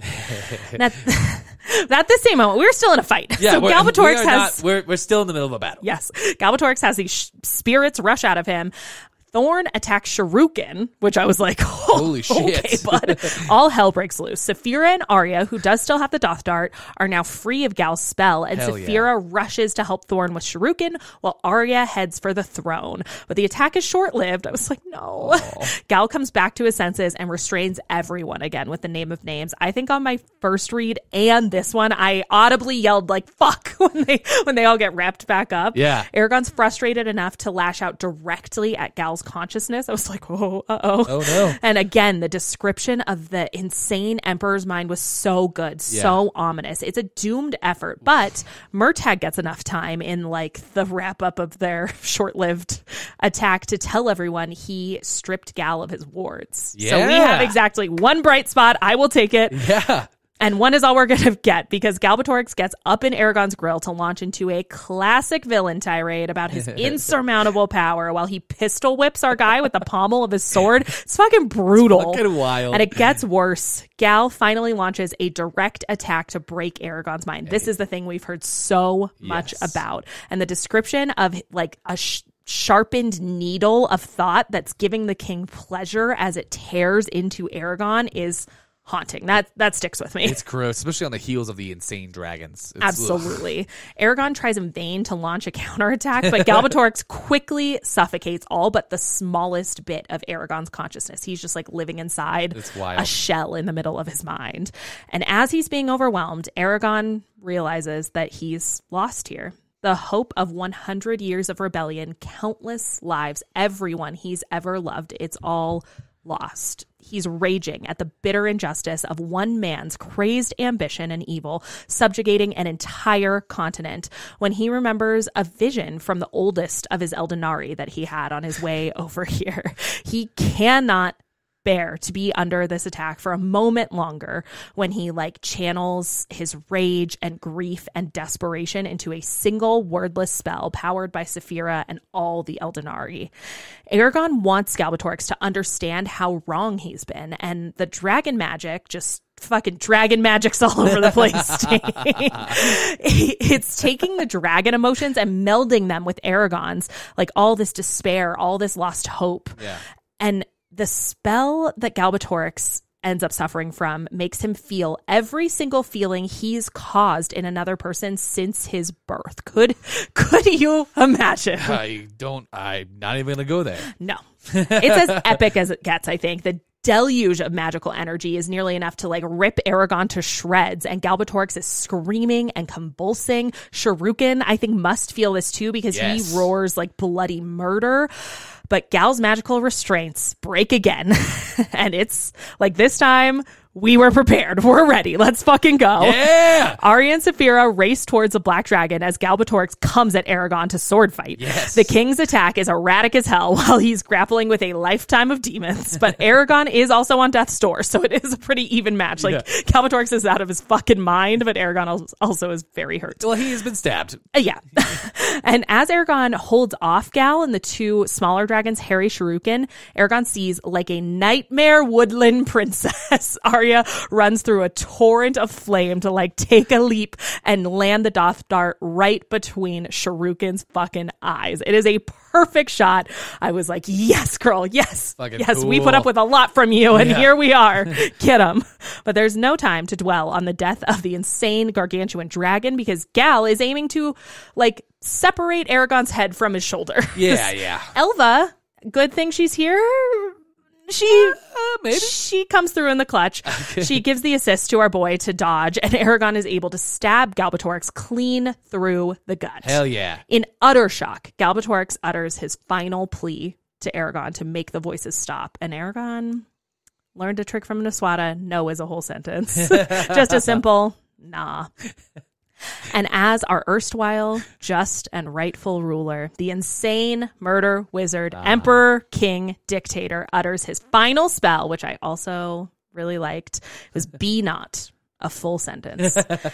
Elva passes out cold in anticipation of the onslaught of pain that's coming. So this chapter and Galbatorix ends in a flash of a nuclear explosion as Eragon throws up a shield around everyone in the room. I'm just woof, Dane.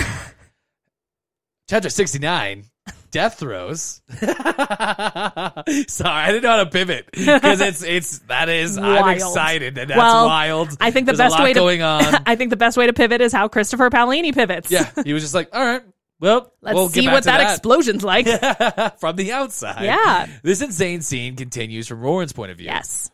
He's been healed by 4 elves who saved him after he brought down Lord Barst. I have to ask, does this mean he's beyond executive Varden healthcare to triple elven green diamond healthcare? Because if so, good for you, Roran. Living the American dream with that ultra-rich, very exclusive benefit earned through the combination of nepotism, networking, the death of others, and merit. Well done. A classic combo move to get your healthcare upgraded. Sorry, I love that. He predictably rejoins the battle despite warnings that he has to take it easy. Yes. Gary didn't raise no bitch. Jesus. Basically, with Lord Barst dead and no leader in sight, the Imperial soldiers have been pushed back to the last third of the city in chaos. Okay. It has cost the Varden, though, yes. as Warren sees the whole city is covered in dead bodies and blood. I'm sure he won't have nightmares about this. Oh my God. But if he does, I bet his new healthcare plan includes mental health visits. So we are good. Anyway, the Varden casualties are impossibly high, but despite that, the remaining Varden soldiers are feeling hope. Minus the elves, who are still in a blind fury over their queen's death, going so crazy that they are even killing the Empire soldiers who are trying to surrender. Oof. It's a bleak outside the Citadel. That's a tough look. That's a little bit of a tough look. I mean, when Islanzadi died and they just lost their like ever loving shit, I was like, oh, good. You've riled them. And now I'm like, uh-oh. Well, that was not great. The good thing about this is all the kids are inside the Citadel. Roran starts to organize the war effort and send information to the remaining leaders. Roran is the captain now, apparently. He can't help but be a bit worried about Aragon, though. And he's thinking about how long it's been taking his brother cousin and the possibility that Aragon is probably already dead. So it's only a matter of time before Gal comes out and kills them all. Not great. And it is with that thought that Roran hears Sharukin's death roar. The noise is so loud that the entire war just like stops fighting to look at the Citadel. Wild. Then an earthquake ripples out from the Citadel towards the army. Oh my God. Followed by a larger one. Followed by Gal's nuclear explosion. Oh my God. It's wild. Rubble and fire are blasted out over the entire city. This essentially obliterates the man in front of Roran. Wind kicking up, dust and debris, creating a scene of absolute chaos. It seems to go on forever, but when Roran opens his eyes, everything is gray. And he sees that just so many people are dead. Yeah. And he can't hear anything because his eardrums have burst. Blood is trickling from his ears. Not great. And with that, Roran takes a seat. He just takes a little sit down. Yeah. I mean, what the fuck else are you going to do? He looks up and then goes into it, like instantly into panic mode. Yes. At first, it's because the giant shelf above the city might fall and kill them all. Good to contemplate. I didn't even think about that. I was like, oh my God, that's right. Roran's always on top of it because I was like, wait, oh yeah, that's right. But then he thinks Aragon, brother cousin, and Garrow's second best son Dane must surely be dead. And that's where we end this week. Dane. 1 week to go. Oh my God. We did it. Dude, did our guy make it, do you think? Gal's dead, but like, what the fuck? I don't know. I feel like Gal always gets his guy. I am worried about exactly that, yes. But I will tell you what our guy made it to, Dane, and that's character growth. That's right. It's time for me to finally tackle my analysis for the bean farmer who toppled an evil dictator. Oh, wonderful. It's time for analysis. So here we are, Dane. The time has come with this war finally won and our main character, a Schrodinger's Kevin. I want to spend a little time talking about Aragon's character arc over this 4-book saga. Who is the guy who saved all of Alagasia, the entire race of dragons, and the ancient order of the riders in one fell swoop? Who is he? Well, we know where we started. Much like Garrow's other war-winning sweet guy, the Aragon we met hunting in the Spine was a simple farmer with some of your classic peasant with the ancient blood of kings attributes. He was a hardworking, stubborn, straightforward teen, but where Roran was looking to settle down and start his life, Aragon was just on the precipice of coming of age, still fundamentally trying to figure out who he would become. So what turned Aragon into a hero of legend, capable of bearing the burdens and solving the problems of an entire continent? He might have to leave and never return if he's even still alive. Like puberty. It's always puberty. It's always puberty. The first lens I want to tackle this through, hot on the heels of last week's beefy analysis segment, is morality. I think it's a natural fit that so many coming of age stories also end up being morality tales, and I think it's pretty cut and dried that that's what we're looking at here. After spending the whole first book and about half of the second one very understandably just grappling almost exclusively with the wildly changing world and his place in it, only starting to scratch the surface of the moral conundrums he'd face, the series since has largely been spent watching Aragon develop a deep sense of right and wrong, honing his grasp on empathy and justice to a point sharp enough to take down an evil empire. And he started exploring one of his foundational moral questions, the value of life, all the way back in Yazawak in the first book. There he saw some true horrors of evil and was moved by the sight to murder his first humanoid. He fought fiercely with the toll that took on him, and I think it ends up really showing how interwoven magic is with this moral lesson, that this was also the first time he used magic and the impetus for him to start learning to wield his skill wisely. Someone with that kind of power in this world needs to possess an incredibly high value for the lives they affect, something he debated with Murtagh and struggled to square with every battlefield I think he found himself on. I mean, he struggled to square with even the haters. He called him a psychopath. Exactly. And as he started training with Oramus, the questions of how a person in the midst of a war can still value life enough to do the right thing gained a level level of complexity, I think. That's when we saw Aragon start to parse through which lives he should respect and value down to the ants. And we watched him struggle to understand and hold space for so many lives at the same time. He's been working ever since then to balance the wants, needs, and feelings of the people and creatures he's sworn to protect. And his success in this is ultimately what allows him to contain the deep instinct for the empathy that defeated Galbatorix in the end. I think it's exactly what Orym has taught him about seeing everything around him, understanding what they need, It's been stump time the whole time. It has been, which I think is how I read these books and all the sword training actually, and those relative power questions that keep like cropping up for you and the hater segments, Dane. Like when we've talked about it, and as I see it come up over and over again, I think I see so much of the martial training as an extension of and like vehicle for Aragon developing the values and mindset that serve this moral compass. You know what I mean? Yeah. So I'm like, I think maybe there's a spot of synthesis there for Christopher Paolini, like where people are like, well, is he the sword guy or is his thing something else? I'm like, the sword thing taught him the other thing. He's a multifaceted individual, everybody. Yes. Which leads us to the ultimate integration of Aragon's character, morals, and goals that we saw during his True Name quest 2 episodes ago. I think it was such a smart choice for Christopher Paolini to have that last thing, Aragon's goals and what he wants, be the key for him to self-actualization. I think it shows us, rather than telling us, that Aragon has learned all the moral lessons and prioritized all the values he needs to, because only with unwavering trust in your own moral compass can you let simply what you want guide you. And again, it's exactly that self-assurance and steadfastness that allowed him to prevail here. And I hope we get to see the ways it allows him to shape the new world after the Varden's victory. Like the things he wants, the things his goals he needs to accomplish have allowed him to set up this strategy and have guided him in the magic that killed Gal. And I want to check in with just 2 more character development ideas for Aragon before I pass you the baton. The first we talked about at the end of Eldest with all the religious motifs in that book. Yeah. Aragon was clearly cast as a savior, having been reborn. And I think in the time since, we've seen him really inhabit that role to the very end. I don't know how it gets more textbook religious savior than sacrificing yourself the way he did with both Murtagh and Galbatorix. So I just think that's a through line that is being clearly shown to us again here. So that leaves my final lens to use for Aragon's character, and it's our oldest of friends, Dane, the hero's journey. Thanks, Campbell. Thanks, Campbell. We've talked at length through these books about how Aragon's hero's journey hits all the quintessential beats. They're all there. Yes. Something the haters take issue with. They can't handle it. They really can't.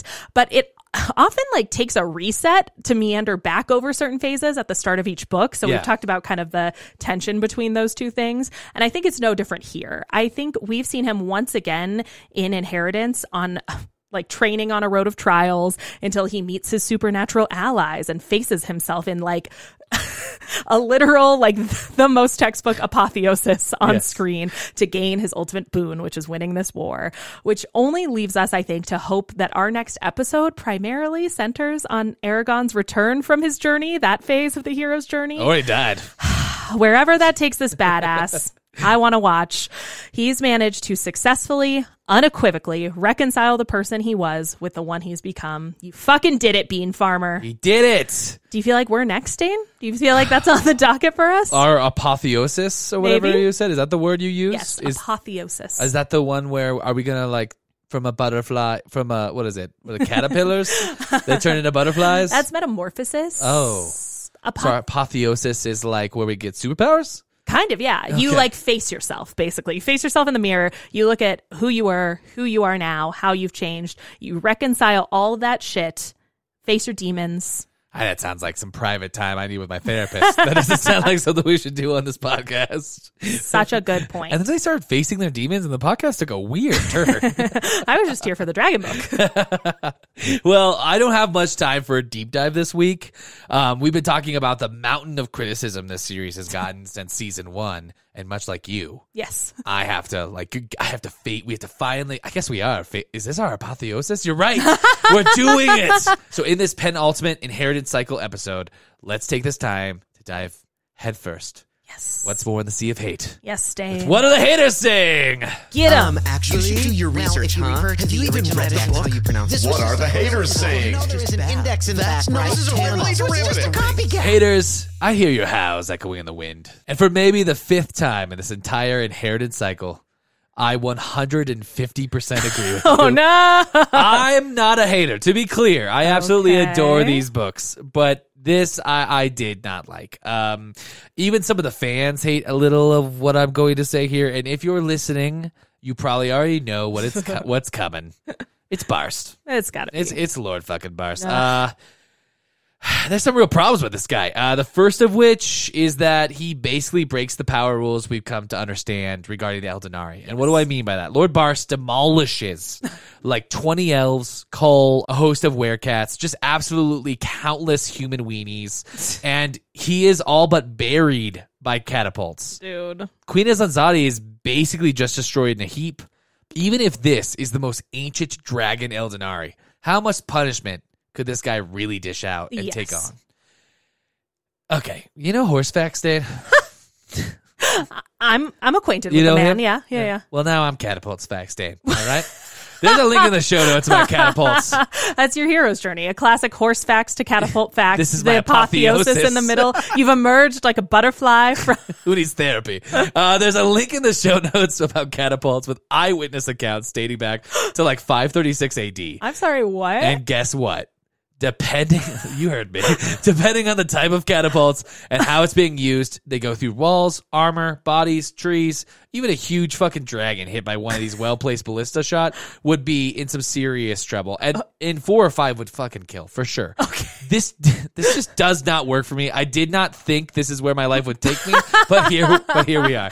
I mean, didn't you, Dane? Didn't you sense the capacity for Catapult Facts guy deep down there all the time? And tell me, I fucking dare you, that you're not a little happy you have all these Catapult Facts for the next time you're in a D&D campaign? I maybe sieging a city? I may have spent 1 to 5 hours reading about catapults, but like we don't need to go into that. Anyway, if we assume Barst has the strongest Eldenari in Gal's collection, a fucking downright shuriken-sized motherfucker, I still do not buy this. But let's say you still don't agree with me. Let's say you don't like Catapult Facts, Dane.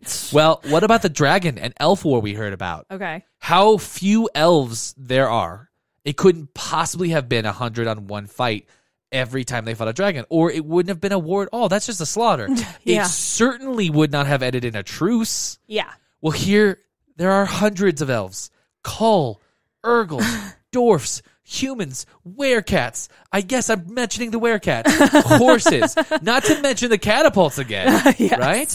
And as for why magic doesn't affect him, I actually do think we have an answer with the name of names. Okay. I don't think it's a stretch to imagine Gal has done something that makes any spell said out loud ineffective. Yes, that's a good point. Yeah, and on top of that, he's going to be heavily warded. Yes. We know that Gal's healthcare system is usually subpar, but Yeah. Barst has some Varden level shit with this. So I won't get into the magic He's of the it. only one in the Imperial system with Varden-style healthcare. He's a shareholder. You know what I mean?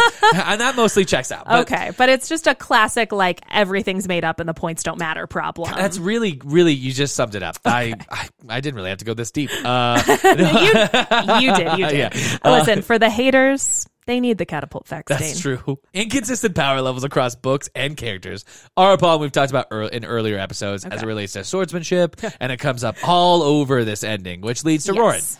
Now, I love the Stronghammer, but I have no idea how to account for what he does here. Roran gets some power level hate already. We talked about it this season already in episode 3 and in Yes. season 3 when he kills a Razak with a hammer blow, wrestles an Urgle covered in KY jelly, and kills 193 soldiers in single combat, which I'm sure I don't have to remind you got a stamp of 100% hater proof. Yes. Well, Certified.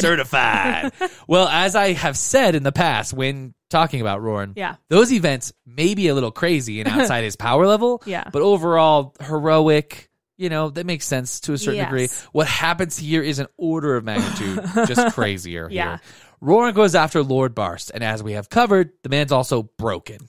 But somehow, and I think it is set up that Barst has been worn down, somehow Roran is able to cave in the man's breastplate and break the Eldenari. Oh my god. It's just too much, and I think, and the only problem I have with it is that it's distracting. Okay. Like, Roran caving in a breastplate at all, like, is insane. Even if he's at peak health and the breastplate doesn't have a person inside of it. You know what I mean? Gross. But with an Eldenari in it, I just... And a fucking recently dislocated shoulder. Yeah, and like his tendons snapping and like Barst can't. being so crazy. It just doesn't make sense. Yeah. Also, it creates a weird mathematical paradox where if Roran is stronger than Barst and Barst is stronger than Islanzadi, but Islanzadi is probably a better fighter than Arya, who we know is a better fighter than Aragon, who is stronger than Galbatorix, as we just saw. So Roran is somehow greater in power than Galbatorix.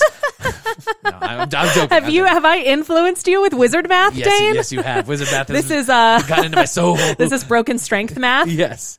Now, obviously, I'm joking. Roran isn't stronger than Gal, but my point here is that this whole section of chapters, there really is a breakdown of like power levels, skill, and our understanding of magic and how it works. Yes. And now those two gripes the haters have about Lord Barst and Roran are classic. Oh. And they do distract in this important climax of this fourth book. And I'd say that gripe is cut and dry. Okay. But I think there is a larger problem the haters and fans discuss online that has some more complicated layers. Ooh.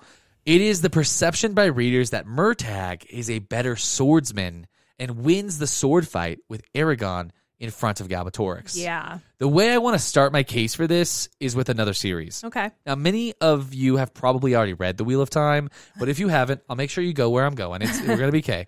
In that story, there's a character named Lan, considered to be basically the best swordsman of all time. Yes. The famous and best warriors from a different country even have a name for him, which they whisper around after just glimpsing him on the battlefield.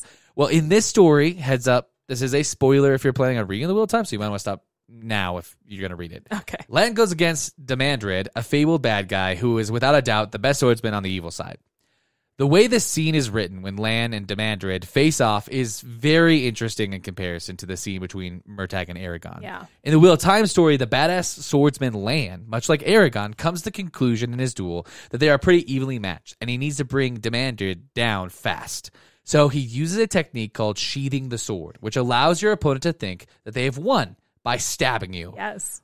But ultimately, they lose because the swordsman who uses sheath the sword is able to strike a killing blow. Yeah. To be clear, this is a very dangerous and almost certainly means the warrior who uses the technique dies. Okay. But it is not written as a defeat. It isn't written as if Demandred is the better swordsman. And in fact, it makes it clear to the reader that Lan is the most badass swordsman of all time. Hell yeah, he is. Yeah, you don't walk away thinking Lan lost because he had to use this technique. You leave the chapter thinking that Lan is a hero who accomplished an amazing feat of courage and determination. That is not the case in the face-off between Murtagh and Aragon. Yeah, I had not connected these dots at all, but it's such a similar situation. Such a good point. Oh, thanks, man. The way Paolini writes Aragon's point of view in this section makes it clear our hero thinks that Murtagh is somehow the superior swordsman. Okay. But in fact, this is Aragon's final warrior moment.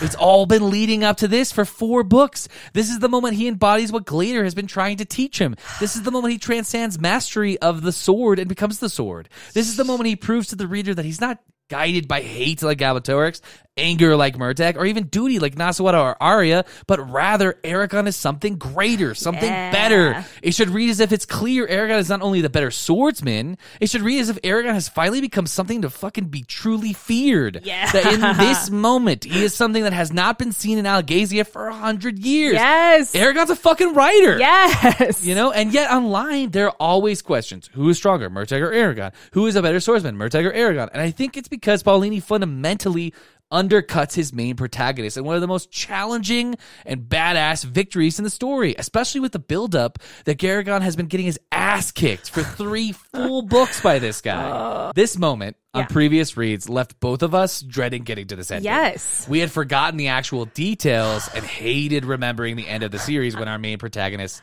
doesn't win the final battle. Yes, I too fell prey. Yeah, which is a top tier gripe among haters. But Yeah. on this read, taken at face value, we both had the realization that Aragon does beat Murtagh in much the same way as Lan beats Demandred. It's just the vibes and characterization that left us feeling that Aragon is not clearly heroic at this moment. Yeah. And it's the exact same idea in the whole scene where Aragon defeats Galbatorix. Many fans dislike the ending of the Galbatorix conflict, especially on their first read through. They don't like that Aragon didn't really do anything or use the dragons or he gave up or he didn't really beat him. Okay. And those readers miss the whole point of Aragon as a hero and the facts of that climax. Yeah. First and most importantly, Aragon does defeat Galbatorix. Yes. A little bit of a spoiler if you're following along, but I think it's pretty obvious. He does kill him. Yeah, Galbatorix is definitely dead. Galbatorix is definitely fucked. Spoiler. When Murtagh provides the opening, Eragon seizes the opportunity to confront the king with both his mind and body. While his physical prowess is badass, and we've talked about that, his mental strength alone cannot match the power wielded by Galbatorix. Recognizing this, Eragon makes a strategic decision that sets him apart from the other characters in the story. Instead of futilely struggling, Eragon chooses to surrender his mind, much like his master Oramus did when facing two Forsworn, two dragons, and Eldenari. Yeah. This act of surrender is not a sign of weakness, but rather a display of cunning, wisdom, and humility. Eragon decides to force Galbatorix to empathize with the evil he has wrought, to make the king feel the pain he has inflicted upon Algasia. Similarly to Oramus, Eragon accomplishes this without uttering a single word. He casts a spell like a one-of-a-kind, never-before-seen on the face of the planet, while he is literally physically holding back Galbatorix with his sword. Yeah, an exclusive. I mean, this demonstrates Eragon's immense magical strength and technique and skill. Sure, but given all that we've been shown in the story, this moment stands as a testament to Eragon's humility, empathy, and sheer badassery. Yeah. After casting the spell, the dragons join in, amplifying the effects with their own power. Eragon becomes the rallying point for all of dragonkind, embodying their collective resolve. Yeah. There should be no confusion for any reader. Eragon emerges as the victorious leader of the riders, a figure supported by all dragons with unwavering conviction. Yes. And atop of this, as the spell is cast and while it takes effect, Eragon beats Gal, stabbing him while sword fighting. So not only does Eragon craft a spell that actually affects the king and can get through his wards, he also physically overwhelms him. This is about as total victory as you can have. Yes, Yet absolutely. It seems online that most people don't walk away from the read thinking Eragon beat Galbatorix with both magic and sword fighting. It seems most people feel like it was an all kind of underwhelming.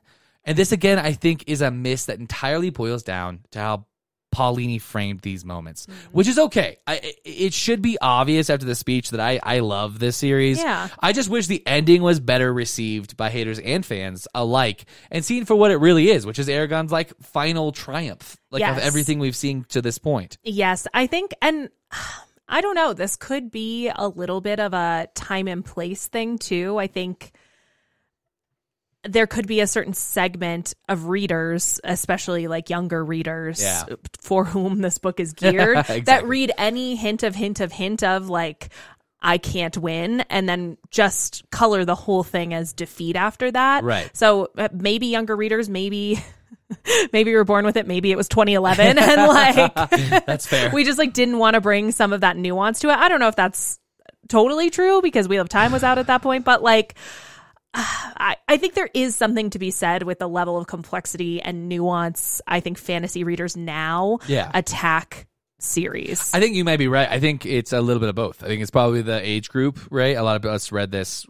I was like in my 20s, but a lot of us read this when we were teenagers. And I think also there's something there about the like popular culture of it all. Yes, you know I mean? think about like the movies that were coming out at that time and like. I don't even think Game of Thrones was out yet, was it? It was 2011? Yeah, I think it was. Or first season, maybe? It wasn't the pop culture icon what's yet. What's so funny is yeah. I always think of Game of Thrones. I think it came out in late 2011 because in early 2012, I lived with your wife at college, and that was where I started watching it, and I was pretty close. I was pretty hot on the heels. I didn't watch it when it very first came out, but I caught on. And that's like third season it pops off. So second or third season. So No, I was watching the first season. No. I'm saying like in the cultural zeitgeist of it all. Oh, sorry. Probably like second or third season. True. And so I was like, maybe Dane, I didn't start in the third season. Do you like, think I'm psychotic? What are you talking about? This is recorded. I have a reputation to protect. It's so funny. The most heated we've gotten. You're like, what the fuck are you talking about? Hey, why don't you shut the fuck up over there? You shut your dirty whore mouth. You just like yell at me.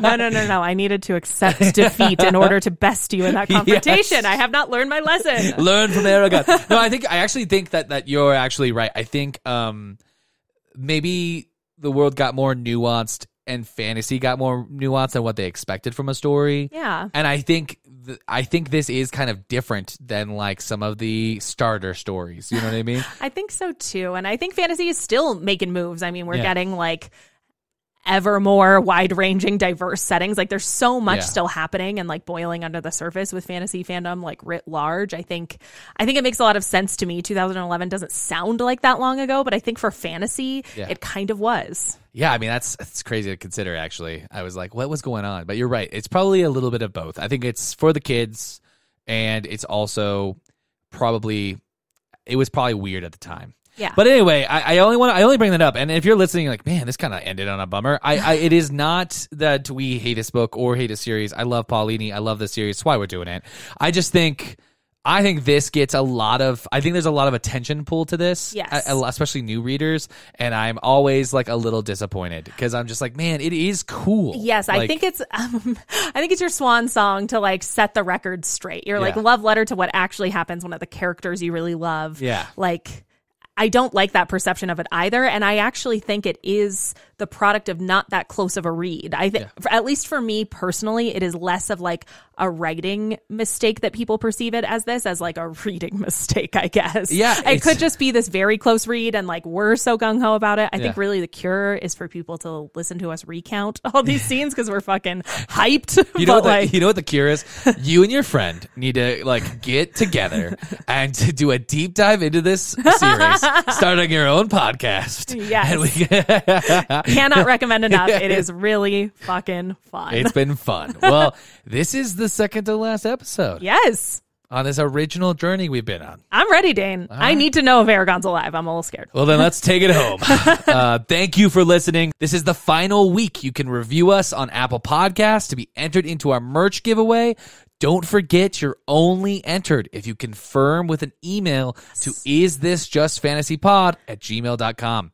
It's the same place you can hit us up with questions, feedback, and recommendations for other books to cover on the show. Yes, if you want to keep pace and read along with us, the number of times we have said penultimate should clue you in. Next week, we're going to finish Inheritance. We're covering Chapter 70, A Sea of Nettles, through Chapter 78, Dane. Leave tickets. Oh, that old chestnut. He's stuck in a We loop. love our fantasy. Come on and listen to us next time. Find out what our deep dive will be. Thanks for catching our show. There have been many types of catapults throughout history, and today on Catapult Facts, I'll discuss the four most common. First, you have the ballista. This thing is essentially a giant crossbow that shoots large wooden arrows or darts. They were not great for angles and tended to shoot along a flat trajectory, making them really fucking cool in my opinion. Personal fave. Then there was the springald. Resembling a ballista but smaller, with less power and smaller bolts, the advantage was mobility on wheels, allowing it to be mounted on walls or carried by teams of men. However, it was super expensive to make and not as powerful as a ballista. Third, you had a mangonel. This is probably what most people envision when they think of a catapult. It was designed to throw heavy projectiles from a bowl-shaped bucket at the end of an arm. It was used to attack soldiers on walls and to bombard cities by shooting over castle walls. They often used small stones, but also excrement and rotting carcasses. Fourth was the mighty trebuchet. This one is the big gun. The one that pretty much does exactly what those fantasy dorks are always talking about in their podcasts. It breaks shit apart with large debris. Trebuchets were the most powerful and were used to break down walls. They were powered by people and a counterweight, making them formidable siege engines. As we all know, recreations of historically accurate catapult distances and loads they could carry and shoot are not really possible, as we do not use sinew in our hemp rope. So talking about distance or force is hotly debated online and in catapult forums. Historical first-hand accounts are our best bet when understanding the distances and loads. Thus concludes Catapult Facts for this week. Turn in next week when we read some historical texts and complain about catapults as depicted in the Age of Empires video game. Amen to our great catapult daddy in the sky. Amen.